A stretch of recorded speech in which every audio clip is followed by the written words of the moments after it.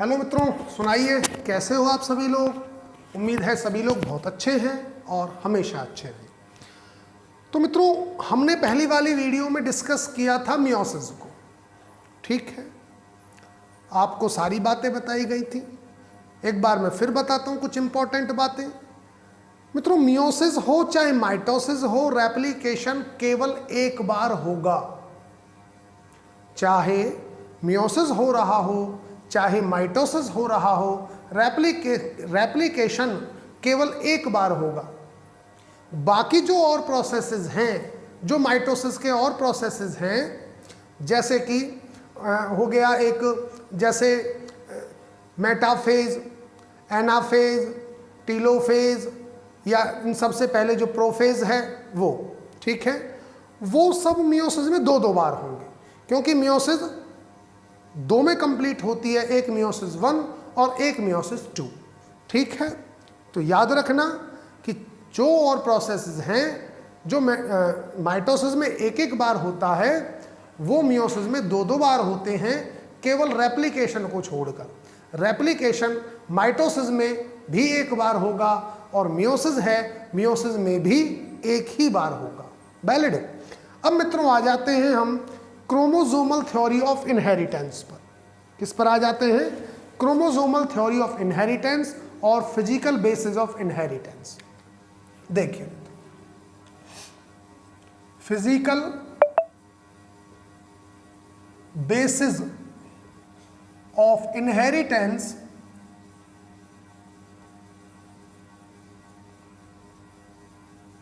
या मित्रों आप लिख सकते हो chromosomal theory, chromosomal theory of inheritance.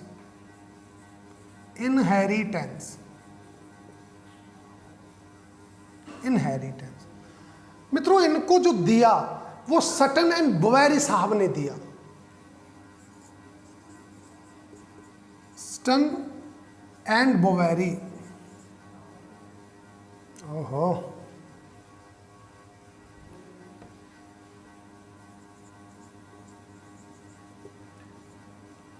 ये इस चीज को बताने वाले थे, जो मैं आपको बताऊंगा कि क्या बताने वाले थे सटन एंड बोवेरी साहब।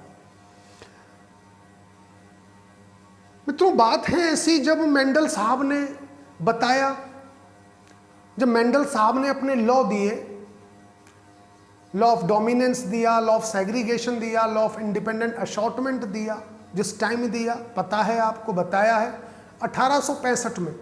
उन्होंने जनता के सामने रखा, पब्लिक के सामने रखा कि देखिए जी हमने ये बताया है, ठीक है ना। उनके एक्सप्रेशन जो उन्होंने एक्सप्रेस किया था वो तरीके थोड़े अलग थे, थोड़ा मैथमेटिकल तरीके से बता रहे थे, जो बाद में 3 साइंटिस्ट और आए थे, कार्ल कोरिन, हुगो डे व्रीज और टेस्मार्क साहब, 1900 में, जिन्होंने उनकी डिस्कवरी को फिर से किया, जिसकी वजह से उनकी इस डिस्कवरी को रीडिस्कवरी बोला गया और मेंडल साहब को फादर ऑफ जेनेटिक्स बोला गया। तो मित्रों, मेंडल ने जो अपना काम किया था ना तो क्रोमोसोम डिस्कवर्ड था, ना मियोसिस डिस्कवर्ड थी, ना जीन डिस्कवर्ड था, ना डीएनए डिस्कवर्ड था, कुछ भी डिस्कवर्ड नहीं था। क्योंकि हम देखेंगे डीएनए की डिस्कवरी वॉटसन क्रिक ने की 1953 में, और मेंडल साहब जो अपना काम कर रहे थे वो कर गए थे 1865 में ही फिनिश कर लिया था उन्होंने। तो कुछ भी डिस्कवर्ड नहीं था। और वो मित्रों जीन को भी मेंडल साहब फैक्टर बोलते थे, क्योंकि वो मैथमेटिशियन थे। तो मैथमेटिक्स के हिसाब से वो कैलकुलेशन की थी उन्होंने, और दिमाग में सारा बनाया सिस्टम, सारी हाइपोथेसिस बनाई, सारी हाइपोथेसिस बना के फिर लोगों के सामने रिप्रेजेंट किया। तो वो जीन भी नहीं बोलते थे, क्योंकि जीन डिस्कवर्ड ही नहीं था, वो फैक्टर बोलते थे। फिर बाद में जॉनसन साहब आए, जिन्होंने जीन बोला, फैक्टर को जीन बोला, तो उसके बाद से फिर हम भी जीन ही बोलते हैं, फैक्टर नहीं बोलते। पर ये बताते हैं कि मेंडल साहब इनको फैक्टर बोलते थे। तो मित्रों, जब सटन एंड बोवेरी साहब ने क्रोमोसोम का नेचर देखा ड्यूरिंग मियोसिस, तो उनको समझ में आ गया कि यार मेंडल साहब जो कह रहे थे ना, वो बिल्कुल सही कह रहे थे।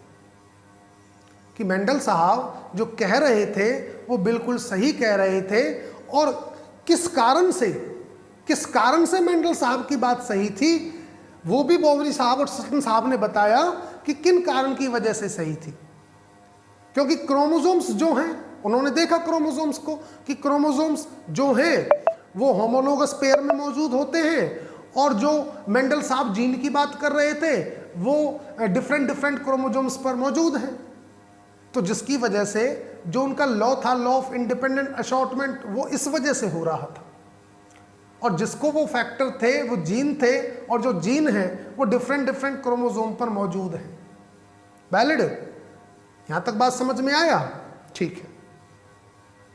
अब मित्रों, अब आ जाते हैं इसकी बात। मित्रों, हमने इससे पहले वाला लेक्चर मियोसिस का देखा था, मैंने डिस्कस किया था, आपको पढ़ाया था मियोसिस का। तो मियोसिस में हमने क्या देखा कि जी मियोसिस 1 जो है वो रिडक्शनल डिवीजन है फॉर क्रोमोसोम नंबर, और जो मियोसिस 2 है वो रिडक्शनल डिवीजन है फॉर डीएनए कंटेंट, जिसकी वजह से ओवरऑल मियोसिस एक रिडक्शनल डिवीजन हो जाता है।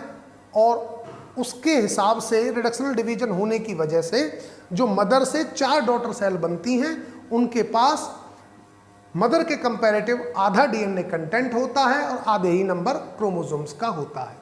ये बात थी, ये हुई थी, ठीक है। अब इन्होंने क्या देखा, सटन बोवेरी साहब ने, इन्होंने ये देखा कि जो मित्रों क्रोमोसोम थे, जैसे एक क्रोमोसोम ये एक पेयर में, ये इसको मान लेता हूं, एक पेयर ये मान लिया,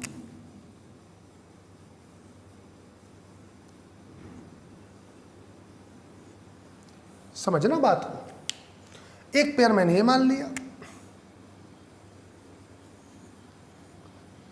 ये आपस में होमोलोगस, ये आपस में होमोलोगस, ठीक है।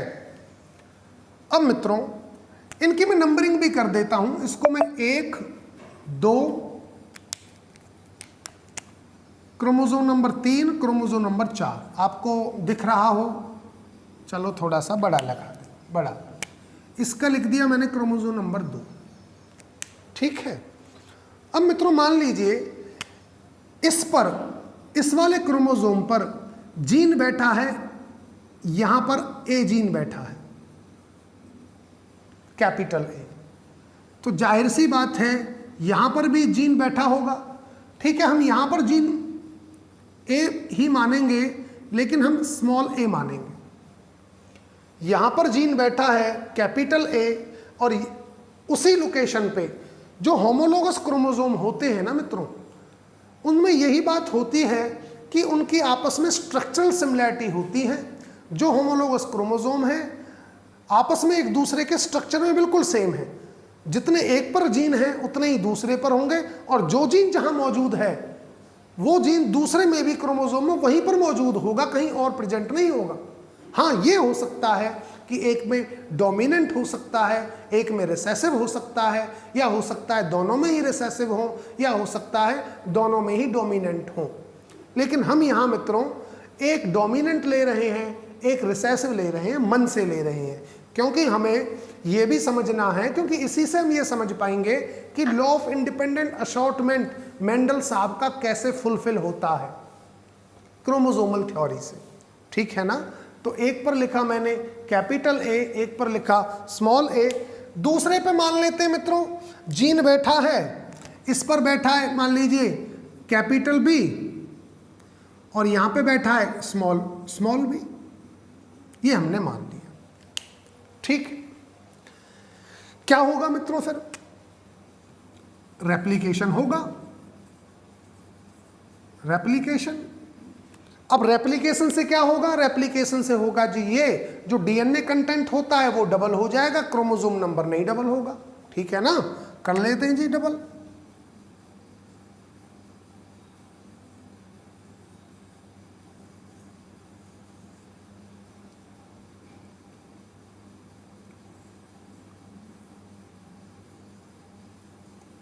मित्रों इस चीज को ध्यान से समझना, बड़ी इंपॉर्टेंट चीज है ये वाली जो क्रोमोसोमल थ्योरी में समझा रहा हूं, बहुत बहुत इंपॉर्टेंट है, जो ये क्लियर करेगी कि मेंडल साहब की बात बिल्कुल क्यों सही थी, वो बिल्कुल एक्यूरेट थे, वो किस वजह से थे, वो तब समझ में आएगी जब आप इसको देखोगे। ये थोड़ा सा ना ठीक सा नहीं बना, इसको दोबारा से बनाता हूं।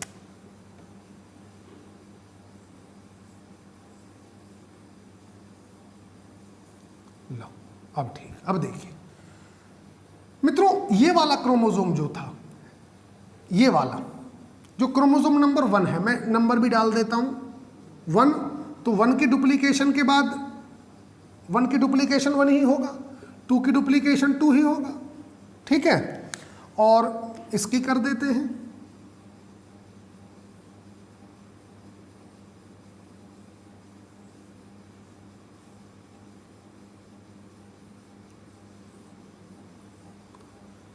ये हो गया तुम्हारा 3 और ये 4 वाला था भाई, एक 3 था एक 4 था, तो 3 की जब डुप्लीकेशन होगी तो 3 और 4 की डुप्लीकेशन होगी 4। यहां तक मामला क्लियर है। इस वाले ने डुप्लीकेशन किया, ऐसा बन गया, एक डबल हो गया, क्रोमोसोम डबल नहीं हुआ, डीएनए कंटेंट डबल हो गया। 2 ने डुप्लीकेशन की, ऐसे हो गया। 3 ने की, क्रोमोसोम नंबर 3 की डीएनए की डुप्लीकेशन हुई, ये ऐसा हो गया। 4 ने की, ये ऐसा हो गया। अब देखिए इस पर जीन बैठा था, मान लीजिए यहां कौन सा लगाया था मैंने, ए लगाया था, कैपिटल ए, तो इस पर भी जो जीन बैठा है इस पोजीशन पे वो कौन सा होगा, कैपिटल ए, मतलब कैपिटल ए भी डबल हो गया, जीन की डुप्लीकेशन हो गई ना। अब यहां पर मित्रों ये गलती मत कर देना, कभी एक पर लगा दो डोमिनेंट और उसके जो डुप्लीकेट हुआ है जीनोम और उस पर लगा दो रिसेसिव, ये गलती मत करना। रिसेसिव वाला होमोलोगस क्रोमोसोम पर प्रेजेंट था, उस पर नहीं था भाई। इसका होमोलोगस ये है, इस पर है रिसेसिव ए जीन, इस पर है डोमिनेंट ए जीन। तो जब ये इस डीएनए कंटेंट की डुप्लीकेशन होगी तो वही जीन बनाएगा जो इसके पास है। तो इसकी डुप्लीकेशन हुई तो इसने वही जीन बनाया जो इसके पास था, और इसके पास था मित्रों कैपिटल ए, तो कैपिटल ए बनाया डुप्लीकेशन के बाद। इसके पास क्या था, यहां पे था स्मॉल ए, तो यहां पर भी क्या होगा, स्मॉल ए। मित्रों समझ में आ रहा है, ठीक है। इसका तो ये हो गया। अब देखिए मैं थोड़ा और आगे जब स्ट्रक्चर बनाऊंगा इनको थोड़ा और बड़ा कर दूंगा ताकि आपको दिखने में आसानी हो। उसके बाद मित्रों अब देखिए इसमें इस पे क्या बैठा था, बी, कैपिटल बी, इस पे जीन बैठा है तो इसकी डुप्लीकेशन से क्या बनेगा, कैपिटल बी। और इस पे क्या बैठा था, स्मॉल बी, और इसकी डुप्लीकेशन से क्या हो गया, स्मॉल बी। बात समझ में आई। ये जी डुप्लीकेट हो गए न्यूक्लियस के अंदर। लो जी अब आगे क्या होता है, आगे ये होगा कि मेटाफेज जो प्लेट होगी उस पर ये अलाइनमेंट करेंगे, अरेंजमेंट करेंगे क्रोमोसोम्स, ठीक है। देखते हैं। तो मित्रों नीचे बना लेता हूं जरा इसको मैं डायग्राम को, अलाइनमेंट करते हैं। और अलाइनमेंट कैसा होगा मित्रों, रैंडम अलाइनमेंट होगा। ये भी बात समझना आप, रैंडम अलाइनमेंट कैसे होगा मित्रों। होमोलोगस क्रोमोसोम पेयरिंग तो होती है मियोसिस में, ये तो मैंने पहली वीडियो में ही बता दिया था आपको, करवाइए जी। चलो इस बार थोड़ा बड़ा बना लेते हैं जो आपको दिक्कत ना हो। इतना बड़ा ठीक है ना।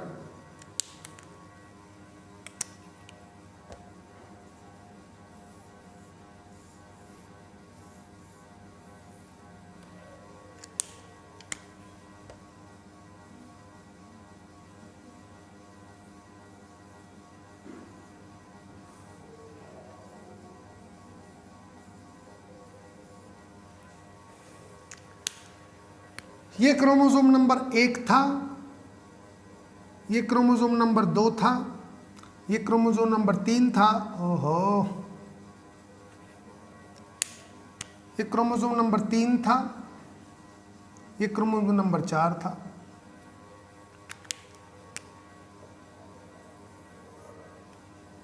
लो जी ठीक है।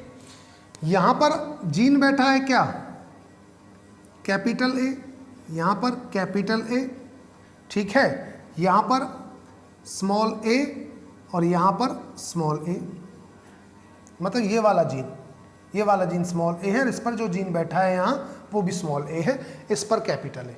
यही था, इसमें आ जाइए आप। इस पर जो जीन बैठा है वो यहाँ पे नहीं बैठा था ना मित्रों, दूसरी साइड बैठाया था इसमें मन से।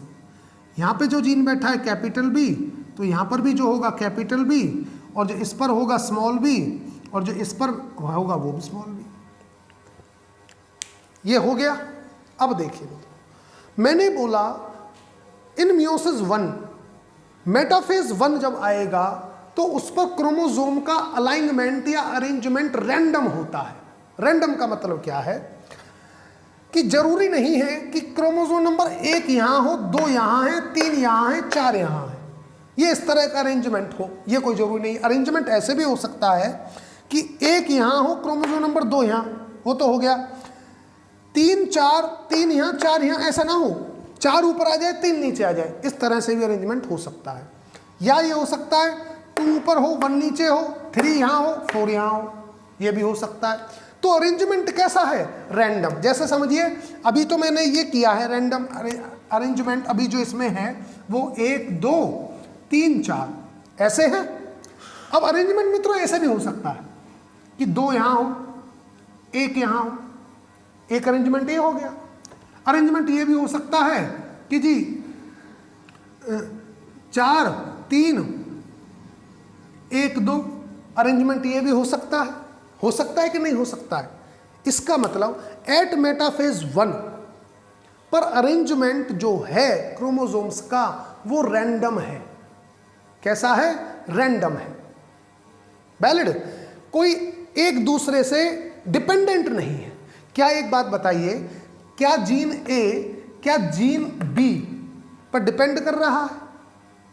बताइए मुझे, क्या जीन ए कैपिटल ए, क्या जीन कैपिटल ए और कैपिटल बी पर डिपेंड कर रहा है कि कैपिटल बी यहां आएगा तो ही कैपिटल ए जीन यहां आएगा? ये तो कोई जरूरी नहीं ना मित्रों। अब देखिए, मान लीजिए स्पिंडल पोल्स बनेंगे तो कैपिटल ए के साथ कैपिटल बी भी जा सकता है अगर अरेंजमेंट ऐसा है।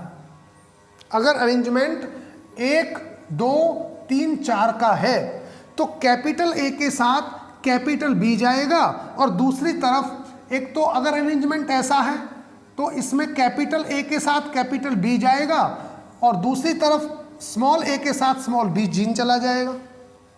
अगर अरेंजमेंट इस तरह से है, वैलिड। अगर मान लो मित्रों इस तरह से अरेंजमेंट नहीं है, अरेंजमेंट इस तरह से हो 1 2 4 3, तो हो सकता है इसके साथ जब ये जाएगा, एक के साथ क्रोमोसोम नंबर 4 जाएगा तो कैपिटल ए के साथ स्मॉल बी चला जाए और इसमें स्मॉल बी के साथ कैपिटल बी चला जाए, ये भी हो सकता है। बात को समझने की कोशिश करें। तो कहने का मेरा मतलब ये है कि अगर क्रोमोसोम्स का मेटाफेज 1 पर रैंडम अरेंजमेंट होता है, ठीक है ना, तो जीन्स का अपोजिट पोल्स पर जाना एक दूसरे से इंडिपेंडेंट होगा। क्यों? क्योंकि जीन्स जो मौजूद हैं, एक जीन है ए और एक जीन है बी, ये 2 जीन हैं। आप ये मत समझना कि एक जीन तो ए और दूसरा जीन होगा स्मॉल ए, एक कैपिटल ए एक स्मॉल ए, ये तो सेम जीन है, ये तो सेम जीन है। एक जीन के 2 अलील हैं ये। अगर एक जीन की जितनी अल्टरनेटिव फॉर्म बनती हैं हम उनको अलील बोलते हैं। डिफरेंट जीन जो होगा वो दूसरा होगा। जैसे ए और बी ये 2 जीन हैं, कैपिटल ए और कैपिटल बी ए जीन की 2 फॉर्म है, एक कैपिटल है या हम बोले एक डोमिनेंट फॉर्म है, एक रिसेसिव फॉर्म है। तो एक जीन की अल्टरनेटिव फॉर्म को हम अलील्स बोलते हैं, वैलिड। अब देखिए मित्रों, हो सकता है कि अरेंजमेंट इस तरह से हो तो एक सेल में कैपिटल ए के साथ कैपिटल बी चला जाए और एक सेल में कैपिटल ए के साथ वो स्मॉल ए के साथ स्मॉल बी चला जाए। अरेंजमेंट दूसरा हो जाए। अगर अरेंजमेंट इस तरह से हो जाए तब क्या होगा? तो हो सकता है कैपिटल ए के साथ स्मॉल बी चला जाए या स्मॉल बी के साथ कैपिटल बी चला जाए, ये हो सकता है ना। इसका मतलब जो मेंडल साहब का लॉ ऑफ इंडिपेंडेंट असॉर्टमेंट है वो कौन सी स्टेज में फॉलो होता है? मियोसिस की। मियोसिस की कौन सी स्टेज है जो मेंडल साहब के लॉ ऑफ इंडिपेंडेंट असॉर्टमेंट को फॉलो करती है? क्योंकि हमें एक बात तो पता है कि इंडिपेंडेंट असॉर्टमेंट का रूल वहां फॉलो होगा जहां पर क्रोमोसोम का रैंडम अरेंजमेंट होगा। वैलिड? समझिए बात को कि मेंडल साहब का जो लॉ ऑफ इंडिपेंडेंट असॉर्टमेंट है वो इस बात पर डिपेंड करता है कि क्रोमोसोम्स का रैंडम अरेंजमेंट कहां पर है। अच्छा, रैंडम अरेंजमेंट कौन सी स्टेज में हो रहा है? मेटाफेज 1 में। मियोसिस 1 के मेटाफेज 1 में क्रोमोसोम का रैंडम अरेंजमेंट होता है और रैंडम अरेंजमेंट पर ही डिपेंड है कि कोई भी जीन किसी पोल पर भी जा सकता है। बोले तो इंडिपेंडेंट असॉर्टमेंट। इंडिपेंडेंट का मतलब क्या कि एक जीन दूसरे जीन से इंडिपेंडेंट है, कोई कहीं भी जा सके, डिपेंड नहीं है एक दूसरे पर। तो बॉटम लाइन ये आ जाती है यहां से निकलकर कि मेंडल साहब का जो लॉ ऑफ इंडिपेंडेंट असॉर्टमेंट है वो फॉलो होता है in metaphase 1 of meiosis 1। Is that clear? मैंने बोला मेंडल साहब का जो लॉ है, लॉ ऑफ इंडिपेंडेंट असॉर्टमेंट, वो फुलफिल होता है या फॉलो होता है, ठीक है ना, या मैं बोलूं पैरेलल्स विद, कुछ भी बोल दूं तो law of independent assortment parallels with metaphase 1 of meiosis 1 because there is random arrangement of chromosomes at metaphase 1 of meiosis 1। Clear है? ये बात हो गई। अब मित्रों एक दो फॉर्मूले भी हैं जो मैं बताना चाहूंगा। जैसे अरेंजमेंट मैंने बताया कि इस तरह का हो सकता है, इस तरह का हो सकता है, इस तरह का हो सकता है। तो मित्रों यहां तो मैंने 2 पेयर ही लिए थे क्रोमोसोम के, मानते हो? यहां तो केवल 2 पेयर ही लिए थे, तो 2 पेयर के लिए अरेंजमेंट दिखाना तो कोई बड़ी बात नहीं थी, दिखा देंगे। लेकिन अगर मान लीजिए क्रोमोसोम्स के काफी पेयर हों, जैसे हमारे अंदर ही ले लीजिए, ह्यूमन बीइंग के अंदर क्रोमोसोम्स के कितने पेयर हैं? 23 पेयर। अगर मैं 23 पेयर के लिए एग्जामिनर पूछे आपसे कि पेयर ज्यादा हैं, बताइए अब कितने तरह का अरेंजमेंट होगा एट मेटाफेज 1 ऑफ मियोसिस 1, तब तो मामला फंस जाएगा। तो कितने कॉम्बिनेशन बनाओगे भाई? दिक्कत आ जाएगी ना मित्रों। अगर क्रोमोसोम पेयर्स ज्यादा है और एग्जामिनर तब पूछ रहा है, क्योंकि 2 हैं, अगर केवल 2 के लिए तो हम ऐसे ही पेपर पे लिखकर बता देंगे इस तरह का अरेंजमेंट है। लेकिन अगर 23 क्रोमोसोम हो, पता लगे अरेंजमेंट यहां से स्टार्ट हुआ और पता नहीं कहां जाकर खत्म हो रहा है, तब उस कॉम्बिनेशन को बनाने के लिए तो मित्रों दिक्कत आ जाएगी। तो कितने टाइप के बनेंगे उसके लिए एक फॉर्मूला है। आप फॉर्मूला लगाइए 2n-1, ये है फॉर्मूला 2 की पावर n-1। जैसे फॉर एग्जाम्पल ये हमने एक लिया, इसके अंदर कितने पेयर थे? 2। तो इसके लिए देखिए 2n की पावर 1 n-1 है, तो 2 - 1 तो कितना हो जाएगा? कितना आएगा? 1 2। तो 2 अरेंजमेंट बनेंगे, यहां 2 ही बनेंगे मित्रों। देखो, एक तो 1 के साथ ऐसे लिख सकता हूं मैं, एक तो अरेंजमेंट ये हो सकता है, ठीक है। एक अरेंजमेंट मित्रों ये हो सकता है,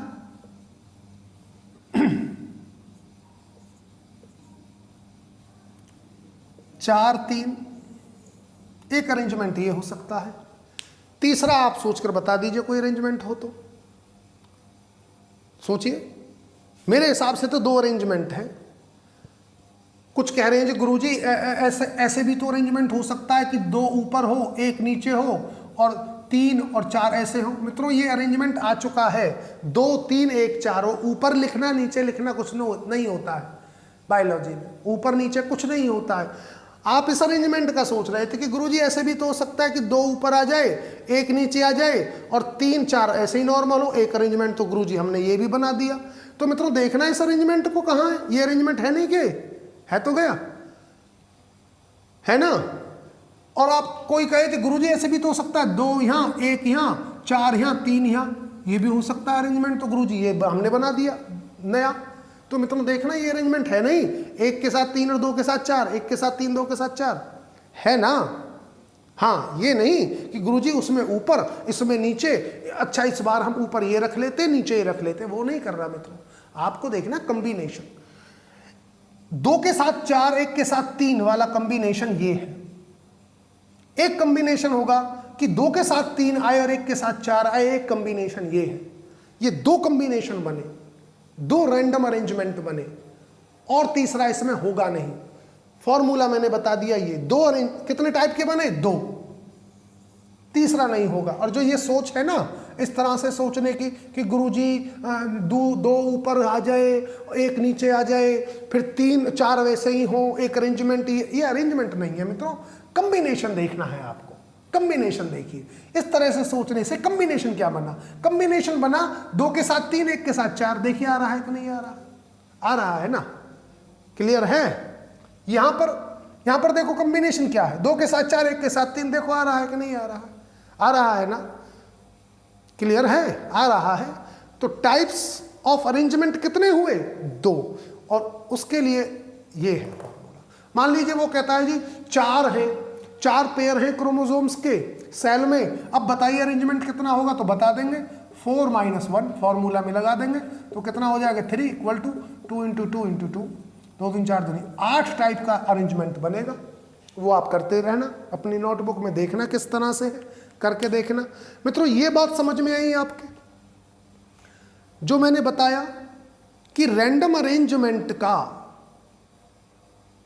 अरेंजमेंट पर ही डिपेंड करता है मेंडल का लॉ ऑफ इंडिपेंडेंट असॉर्टमेंट, क्योंकि जैसा अरेंजमेंट होगा भैया उसी हिसाब से पोल्स पर पहुंचेंगे जीन्स। ये तो अरेंजमेंट पर ही डिपेंड करता है ना मित्रों।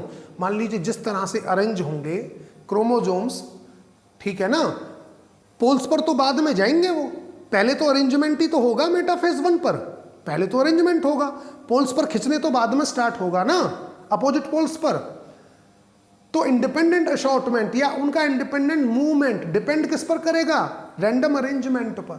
इसीलिए लिखा, इसीलिए बोला the law of independent assortment is parallel with the metaphase 1 of meiosis 1। Clear है मित्रों? यहां तक आई थिंक समझ में आ गया है। आगे बढ़ते हैं, ठीक है।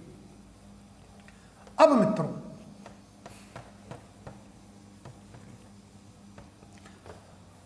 अब एक बात है कि ठीक है जी ये तो बता देंगे, अब हम कोई दिक्कत नहीं है कि कितने टाइप के अरेंजमेंट होंगे, फॉर्मूला मिल गया है, हम इजीली बता देंगे। मित्रों आपसे ये पूछ ले अगर एग्जामिनर कि जी सेल्स के अंदर इतने पेयर हैं क्रोमोसोम्स के, या इतने होमोलोगस क्रोमोसोम्स हैं, या इतने पेयर्स हैं, जैसे मैं ह्यूमन का ही एग्जांपल ले लेता हूं। ह्यूमन के अंदर कितने पेयर हैं सोमैटिक सेल में? 23 पेयर्स। तो ह्यूमन अब बताइए कितने तरह के गैमीट्स बना सकता है, कितने टाइप के गैमीट्स बना सकता है? अगर किसी सेल के पास 23 पेयर्स हैं क्रोमोसोम्स के, तो वो सेल कितने टाइप्स के गैमीट प्रोड्यूस कर सकता है? ठीक है, तो मित्रों उसके लिए फॉर्मूला है 2n। जैसे 2 थे इसमें, तो 2 4 तरह के गैमीट बनेंगे। 4 तरह के कौन कौन से बनेंगे देखिए। एक तो बनेगा 1 के साथ 3 जाए, एक बनेगा 2 के साथ 4 वाला, एक बनेगा 1 के साथ 4 हो, और एक बनेगा एक तो बन गया 1 के साथ 3, एक बन गया 2 के साथ 4, एक बन गया 1 के साथ 3, और एक बन गया 2 के साथ, क्या लिख रहा हूं यार, देखिए जरा। एक तो हो सकता है कि 1 के साथ 3 चला जाए, एक गैमीट, और तो एक होगा कि 2 के साथ, भाई अगर मान लीजिए इस अरेंजमेंट से गैमीट बनते हैं, अरेंजमेंट इस तरह का होता है, तो गैमीट 2 तरह के तो इससे बन जाएंगे। और अरेंजमेंट अगर चेंज हो जाए कि 4 यहां आ जाए 3 यहां आ जाए, तो फिर क्या बनेगा कि 1 के साथ तो 3 चला गया, 1 के साथ 3 नहीं 4, सॉरी 1 के साथ 4 चला गया, और 2 के साथ क्या चला जाए 3, दो इस तरह से बन सकते हैं, दो इस तरह से बन सकते हैं, और दो ही टाइप के अरेंजमेंट बनेंगे, और दो टाइप के अरेंजमेंट से जो गैमीट बनेंगे वो टोटल 4 टाइप के बन पाएंगे।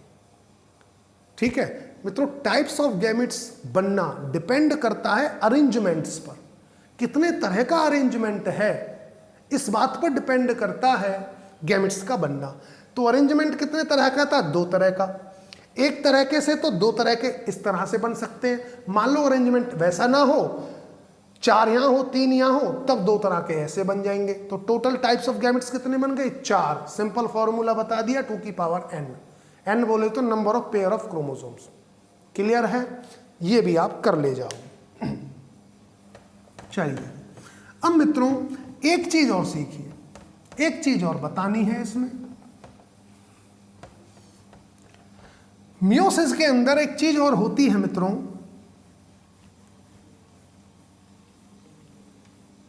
वो क्या है? मित्रों मियोसिस के अंदर जब मेटाफेज 1 पर क्रोमोसोम अरेंज होते हैं तो अरेंजमेंट में हमें यह तो पता है कि होमोलोगस क्रोमोसोम पेयरिंग होती है। ठीक है, तो पेयरिंग के दौरान मित्रों कई बार ऐसा होता है कि क्रोमोसोम्स क्रॉसिंग ओवर कर जाते हैं, क्रॉसिंग ओवर हो जाती है। मित्रों कर भी सकते हैं, नहीं भी कर सकते। ये कोई जरूरी नहीं है कि करें ही करें, ये भी कोई जरूरी नहीं है कि नहीं करें। तो क्रॉसिंग ओवर हो जाए, वहां हो जाती है जीन्स की। अब देखिए, जैसे फॉर एग्जांपल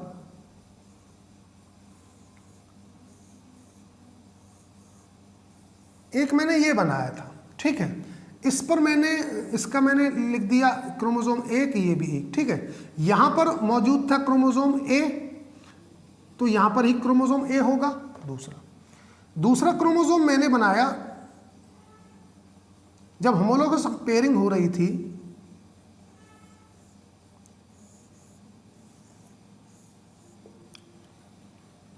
ये क्रोमोसोम नंबर 2 है, और यहां पर बैठा था कौन सा जीन? स्मॉल ए जीन। स्मॉल ए जीन इस वाले क्रोमोसोम की बात कर रहा हूं मैं, और यहां पे बैठा था स्मॉल ए। इनके बीच में मान लीजिए क्रॉसिंग ओवर हो जाती है, इस आर्म और इस आर्म के बीच में क्रॉसिंग ओवर हो गई, और क्रॉसिंग ओवर होने के बाद क्या होगा? क्रॉसिंग ओवर होने के बाद अलग अलग हो जाए। तो देखिए होता क्या क्रॉसिंग ओवर में, इसका ये पोर्शन इसके साथ लग जाएगा और इसका ये पोर्शन इसके साथ लग जाएगा। क्रॉसिंग ओवर से ये होता है, क्रॉसिंग ओवर से सेगमेंट चेंज हो जाएगा, रिप्लेस हो जाएगी। इसमें क्या था?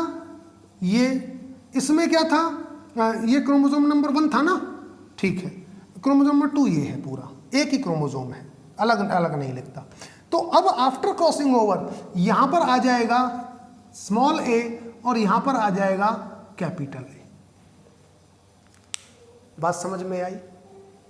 स्मॉल ए आ गया क्रोमोसोम नंबर 1 पर और कैपिटल ए आ गया क्रोमोसोम नंबर 2 पर। आ गया, एक्सचेंज हो गया पोर्शन का। कब हुआ ये पोर्शन, कब हुआ ये एक्सचेंज? ये तब हुआ अगर क्रॉसिंग ओवर होती है होमोलोगस क्रोमोसोम्स के बीच में। क्लियर है? ठीक है। और अगर नहीं होती तो मित्रों कोई दिक्कत ही नहीं है, फिर तो क्रोमोसोम जीन कैपिटल ए बैठा है क्रोमोसोम नंबर 1 पर और स्मॉल ए जीन बैठा है क्रोमोसोम नंबर 2 पर। अगर क्रॉसिंग ओवर नहीं होती तब तो अलग अलग है मामला, तब तो सीधी सी बात है। अगर क्रॉसिंग ओवर नहीं होती तो जब मेटाफेज 1 ऑफ मियोसिस 1 में अरेंजमेंट होगा, चाहे वो किसी भी कॉम्बिनेशन में हो, और क्रॉसिंग ओवर नहीं होती, तब तो रिसेसिव अलील या रिसेसिव जीन और डोमिनेंट जीन अलग हो जाने हैं एक दूसरे से इन एनाफेज 1 में ही। एनाफेज होता है मित्रों जब पोल्स अपोजिट पोल्स पर, जब क्रोमोसोम्स अपोजिट पोल पर जाना स्टार्ट हो जाएं तो एनाफेज स्टेज बोलते हैं हम उसको। मेटाफेज से जब क्रोमोसोम स्पिंडल फाइबर्स के द्वारा खींच लिए जाते हैं एट द अपोजिट पोल्स की तरफ, और जब उनकी मूवमेंट हो रही होती है तो उस स्टेज को हम एनाफेज स्टेज बोलते हैं, जो कि हम करेंगे डिस्कस किसी दिन प्रोसेस में। अभी आप बॉटम लाइन को समझिए केवल। मित्रों अगर क्रॉसिंग ओवर नहीं होती तो जाहिर सी बात है क्रोमोसोम के सेगमेंट या पोर्शन रिप्लेस नहीं होंगे। जो जीन जहां बैठा है वो वहीं बैठा रहेगा, शुरू में जो जहां बैठा था। जैसे अगर क्रॉसिंग ओवर नहीं होती, मान लीजिए ये है, जैसे जब क्रॉसिंग ओवर नहीं थी तो क्या था मित्रों, इस पर तो बैठा था कैपिटल ए और इस पर बैठा था रिसेसिव ए। क्रॉसिंग ओवर नहीं है, ये पोल्स की तरफ जाएगा और ये पोल्स की तरफ जाएगा, अपोजिट पोल्स पर। ये पहुंच गया एक पोल पर, ये पहुंच गया एक पोल पर।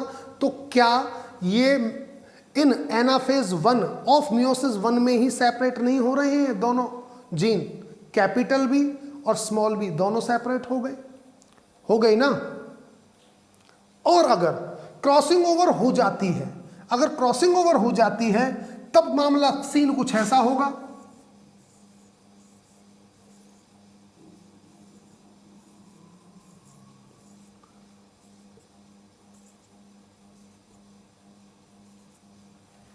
तब ऐसा होगा, तब एक पोल पर ये, एक पोल पर ये। तो बात को समझिए, अगर क्रॉसिंग ओवर नहीं होता तो सेगमेंट ऑफ जो डीएनए है, या हम बोले पोर्शन ऑफ जो क्रोमोसोम है, वो एक दूसरे के साथ एक्सचेंज नहीं होगा।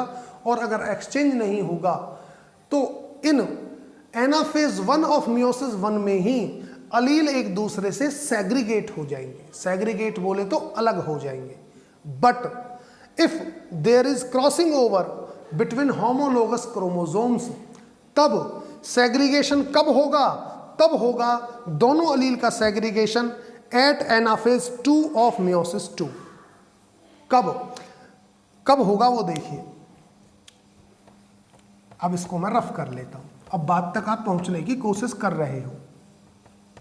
देखिए, ये सेल बनी थी, मतलब इस तरह की सेल थी, एक पोल पर ये गया, एक पोल पर ये गया, तो यहां से इस तरह की सेल बनी 2।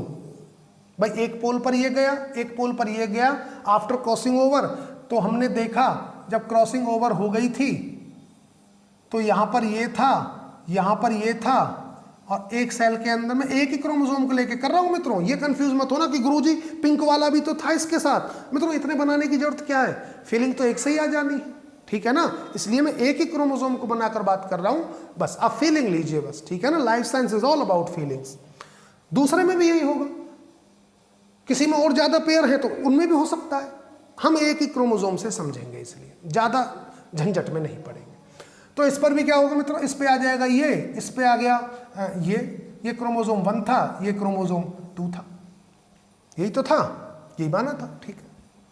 अब देखिए, तो ये तो एनाफेज 1 के बाद सिचुएशन कुछ ऐसी दिखी, एक सेल में ये, एक सेल में ये, टीलोफेज। मतलब एनाफेज में तो मित्रों मूवमेंट होता है, हम बोलेंगे सेल बन गई टीलोफेज के बाद, ठीक है, सेल बन गई। अब सेल में देखिए, क्या इस सेल में रिसेसिव और डोमिनेंट जीन अलग अलग हो पाए? नहीं हो पाए। क्या इसमें हो पाए? नहीं हो पाए।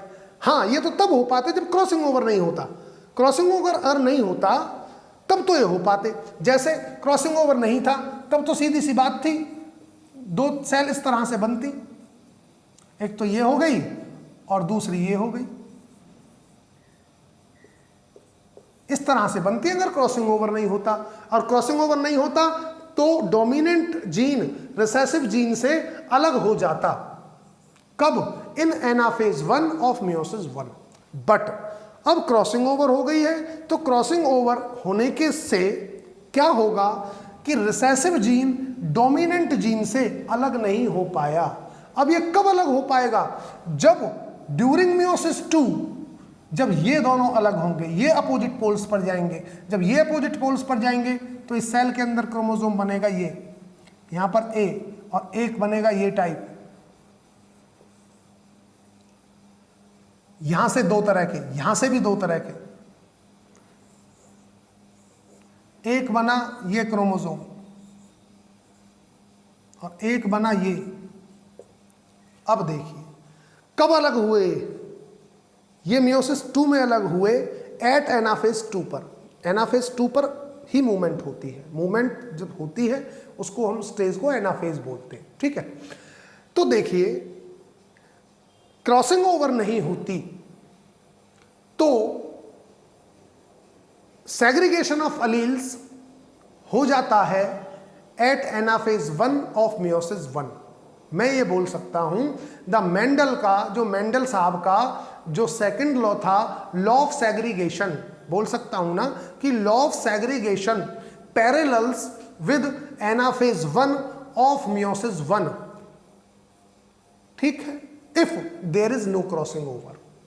मैंने बोला the law of segregation is parallel with the anaphase 1 of meiosis 1 if there is no segregation। Valid? बात समझ में आई? या मेटाफेज भी बोल सकते हो आप, जो चाहो ये भी बोल सकते हो कि जी the law of segregation is parallel with the metaphase 1 of meiosis 1। मुद्दा ये नहीं है मेटाफेज का है एनाफेज का है, फेजेस से हमें कोई अभी मतलब नहीं है, वो हम प्रोसेस में डिस्कस करेंगे। मतलब बॉटम लाइन ये है कि मियोसिस जब जो लॉ ऑफ सेग्रीगेशन है वो पैरेलल है with the meiosis 1 if there is no crossing over. अगर क्रॉसिंग ओवर होती है तो लॉ ऑफ सेग्रीगेशन कब फुलफिल होगा? इन मियोसिस 2, क्योंकि 2 के बाद अलग हुए डोमिनेंट जीन और recessive gene, if there is a crossing over. Clear है? तो अब दोनों लॉ को मैंने बता दिया मित्रों कि law of independent assortment Mendel साहब का कब फुलफिल होता है और लॉ ऑफ सेग्रीगेशन मेंडल साहब का कब फुलफिल होता है। एक बार मैं फिर से आपका रिवाइज करा देता हूं, दोनों को फिर से बता देता हूं। मैंने बोला, स्टेटमेंट में बोलता हूं, आप ध्यान से सुनना। The law of independent assortments parallel with the law of independent assortment parallel with metaphase 1 of meiosis 1। Clear है? अब मैं बोलता हूं the law of segregation is parallel with metaphase 1 of meiosis 1 if there is no crossing over। Clear है? and if there is crossing over then law of segregation parallel with the metaphase 2 of meiosis 2। Clear है? Metaphase बोलिए, anaphase बोलिए। Metaphase मित्रों हम arrangement के time जो chromosome arrangement होते हैं उस स्टेज को मेटाफेज बोलते हैं, और जब वो अपोजिट पोल्स की तरफ जाने लग जाते हैं, मूवमेंट करते हैं, तो उस स्टेज को एनाफेज बोलते हैं। तो आप एनाफेज भी लगा सकते हैं सेग्रीगेशन के लिए। सेग्रीगेशन के लिए आप बोल सकते हैं कि एट मेटाफेज बोलें या एनाफेज बोलें, वो चल जाएगा। But law of independent assortment के लिए आपको केवल और केवल मेटाफेज लगाना है। क्यों? क्योंकि law of independent assortment depend करता है अरेंजमेंट पर। अरेंजमेंट पर ही तो डिपेंड करेगा, और अरेंजमेंट होता किस फेज पर है? मेटाफेज पर। और कौन से मेटाफेज पर होगा रैंडम अरेंजमेंट? Eight metaphase 1। किसके? मियोसिस 1 के। मियोसिस 1 में ही आएगा मेटाफेज 1, मियोसिस 2 में नहीं होता। अगर मियोसिस 2 का मेटाफेज है तो उसको लिखेंगे मेटाफेज 2। अगर मियोसिस 2 का एनाफेज है तो उसको लिखते हैं एनाफेज 2। अगर मियोसिस 2 का टीलोफेज है तो उसको लिखेंगे टीलोफेज 2। वैलिड? और 1 के जो है स्टेप उनको 1 लिखेंगे। जैसे मियोसिस 1 का एनाफेज है तो क्या लिखेंगे? एनाफेज 1। मियोसिस 1 का टीलोफेज है तो क्या लिखेंगे? टीलोफेज 1। क्लियर है? तो मित्रों आई थिंक आपका हो गया है, अच्छे से आपको समझ में आ गया है। आपकी जो क्वेरीज हों आप मुझे कमेंट बॉक्स में ज़रूर लिख कर दें, मैं उनको ज़रूर करूँगा। कोई न्यूमेरिकल हो, न्यूमेरिकल भी आप मुझे बता सकते हैं कि सर हमें इस न्यूमेरिकल में प्रॉब्लम आ रही है। वो न्यूमेरिकल्स के लिए मित्रों मैं सोच रहा हूँ कि अब मियोसिस तो हो ही गया है, माइटोसिस भी हो गया है, जो कंसेप्ट था, तो एक वीडियो आपके लिए न्यूमेरिकल्स के लिए बनाई जाए जिसमें प्रॉब्लम्स को लिया जाए और आपको बताया जाए कि प्रॉब्लम से कैसे हमें बाहर निकलना है, कैसे हम उस प्रॉब्लम को मतलब शॉर्ट आउट कर सकते हैं, कैसे उस प्रॉब्लम से छुटकारा पाएं। ठीक है? तो मित्रों करना, और कोई प्रॉब्लम है तो मुझे बताना कमेंट बॉक्स में। कोई न्यूमेरिकल है तो न्यूमेरिकल टाइप करके मुझे कमेंट बॉक्स में बता देना, उसको मैं फिर देखता हूँ। ठीक है मित्रों, तब तक के लिए बाय। ओके मित्रों, गुड बाय।